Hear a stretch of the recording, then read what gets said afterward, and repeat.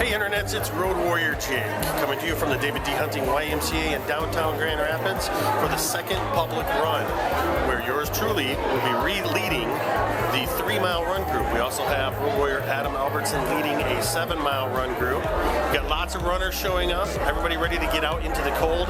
It's 25 degrees out there, but it's 98.6 degrees right here. Sports medicine is something that has really evolved over the past decade. And the beautiful thing about a resource like Dr. K is he really wants to get you out on the road. And I know for many of you, you say, oh, I've got an injury, I'm going to push through it, or I'm going to go on the internet and self-diagnose, and I'm just going to keep running until I can't run any longer. And the beautiful thing about a Dr. K is he's a runner as well. He knows you want to get back out on the road. And he's going to give you some great tips this morning about training and also about how to recognize when it is an injury, when it is sometime that you should see someone, and also some great injury prevention tips. So Dr. K, you take it away.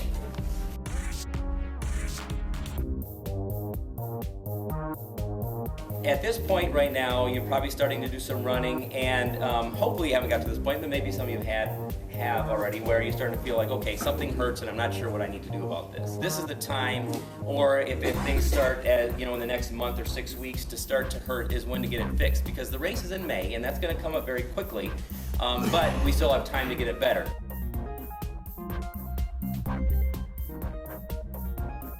You have to kind of look at your goal and know that most of those training programs were written in order to get you to finish, but also really to get you to finish in an optimal time. And that doesn't mean, again, that you don't follow them, but that also means that it's a guideline. It's okay to miss some runs, to run a little bit less than is prescribed in there. Many running programs are 5 or 6 day a week running programs. They're similar programs to what an elite athlete would run, or very close. Well, most of us aren't elite athletes. We don't have masseuses. We can't run 2 times during the day. We can't take a nap in the middle of the day. We don't have a nutritionist. I mean, those are the types of things that actually, elite athletes have, or close to elite athletes have working with them. You just have to make sure you're dressed appropriately. Approximately 20 degrees warmer than it is a good rule of thumb. Find kind of wicking material that does help, because you are going to sweat under there, and if you have a lot of cotton on, it's just going to hold the moisture, and then you're going to get cold. So if you do find wicking material, again, it's not a marketing gimmick, that does work, and so make sure you get some of that. And also warm up. Stretch if you stretch. If you don't stretch, just make sure, again, you've done a little bit of moving around. A lot of times if you're going on a run, you can actually, as long as you're warm when you get started, you can do a little warming up as you're starting the first half a mile. Just take it a little slow. If there is anything that's particularly bothering you, you can stop and stretch that a little bit. If you're at home or you're somewhere, try to run into the wind initially, and have the wind push you coming back, because then you won't be quite as cold when you're coming back. And you might have to do a couple segments like that. You might go out and back and out and back. There's different ways if you're getting a long run in. The good news is about the Riverbank run is that we have our shorter runs in the winter, but there'll still be some periods of time where you're going to have to get a longer run in to get running 25K, and you'll have to be a little creative about how to do that.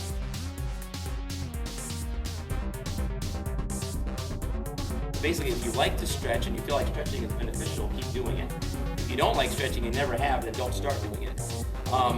The caveat to that is if there's an injury, if you have a groin issue and maybe you're seeing a physical therapist, or you're again online and you're like, I'm going to do some stretching, because you have a tight groin or a tight calf, then those specific areas might need to be stretched. But in general, some people ask, do I need to stretch before I run? Should I not stretch before I run? And the answer is either one is fine. And so it's like almost intuitively, is that something that's a good way for you to warm up or not? Stretching, again, just as you gotta spend time stretching, is not really, you don't have to stretch. So if you don't feel like I gotta switch, I gotta become a stretcher or not a stretcher.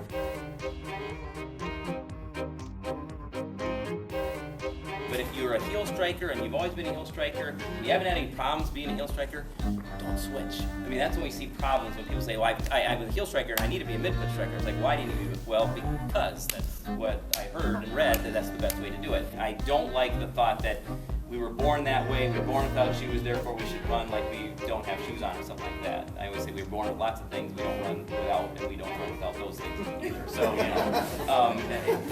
its purest form, I suppose. Just because it appears to be natural doesn't always mean it's the best way.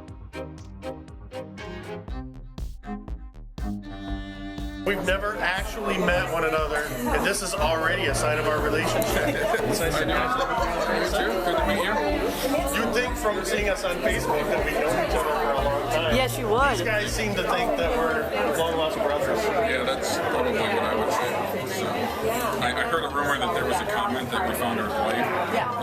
Yeah. We found our I door. didn't know what they said when they said that. Yeah, well, Now you know. Now you know. Now I know. You did a good job, so, hey, From what I hear, it's a compliment. I set a precedent. Nobody has to live up to it, so. All right. Thank you so much for joining us for the first training run of 2013. Thrilling. Hey, we've got 3-mile and 7-mile training runs this morning. Jake, wave your arm, Jake. Road warrior Jake is going to be leading the 3-milers. Adam is going to be leading the 7-milers.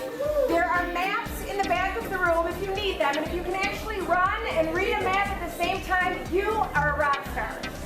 There are aid stations out there. The 3-milers have, I believe, just water, and the other 2 aid stations have Gatorade and have water. And remember that the rules of the road apply. The streets aren't close to traffic. It's dark out there. Don't try to go head-to-head with a car. No more than 2 abreast on the road. We were setting up the aid stations this morning, and we came over a hill. There was 5 people in the complete dark spread out across the road.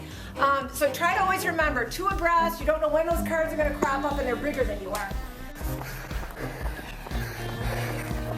Hey Jake, are we on camera? You are. Hey. Looking good. Hey Jake! Hey Jake! Looking good. Jake! Doing awesome. All right, team.